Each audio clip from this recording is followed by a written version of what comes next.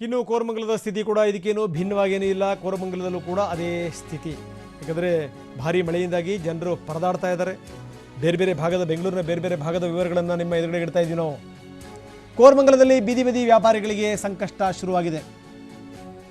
ಮೊನ್ನೆ ತಾನೇ ಅವರು ಕೊರೋನಾದಿಂದ ಎದ್ದು ಬಂದಿದ್ದಾರೆ. ಅಟ್ಲೀಸ್ಟ್ ಏನಾದರೂ ಒಂಚೂರು ಜೀವನವನ್ನು ಕಂಡುಕೋಬೇಕು ಅಂತ. ಆದರೆ ಪಾಪ ಅವರಿಗೆ ಸಂಕಷ್ಟ ಎದುರಾಗಿದೆ ಮಳೆಯಿಂದಾಗಿ. ಜೊತೆಗೆ ವಾಹನ ಸವಾರರು ಒಂದು ಚೂರು ಹೆಚ್ಚು ಕಡಿಮೆ ಆದರೂ ಕೂಡ ಎಷ್ಟರ ಮಟ್ಟಿಗೆ ಸಾಲಗಟ್ಟಿ ವೆಹಿಕಲ್ಗಳು ನಿಂತಿರ್ತಾವೆ ನೋಡ್ತೀವಿ ನಾವು. ಅಂಥದ್ರಲ್ಲಿ ಮರದ ಕೆಳಗೆ ಅಲ್ಲಿ ಇಲ್ಲಿ ಸೇತುವೆಗಳ ಕೆಳಗಡೆಗೆ ದೊಡ್ಡ ಪ್ರಮಾಣದಲ್ಲಿ ವೆಹಿಕಲ್ಗಳು ನಿಂತಿವೆ. ಕೋರಮಂಗಲದ ದೃಶ್ಯಗಳನ್ನು ನಾವು ತೋರಿಸ್ತಾ ಇದ್ದೀವಿ. ಎಲ್ಲೆಲ್ಲಿ ಶಾಪ್ಗಳು ಓಪನ್ ಆಗಿರಲ್ವಲ್ಲ ಅಲ್ಲೆಲ್ಲ ನಿಂತ್ಕೊಂಡ್ಬಿಟ್ಟಿದ್ದಾರೆ ಜನಗಳು ಪಾಪ. ಇನ್ನು ಬೀದಿ ಬೀದಿ ವ್ಯಾಪಾರಿಗಳು ಅದರಲ್ಲೇ ಜೀವನ ಕಂಡುಕೊಳ್ಳುವಂಥವರು ಅವರಿಗೆ ವಿಪರೀತ ತೊಂದರೆ ಆಗಿದೆ. ಕೋರಮಂಗಲದ ದೃಶ್ಯಗಳನ್ನು ನಾವು ತೋರಿಸ್ತಾ ಇದ್ದೀವಿ.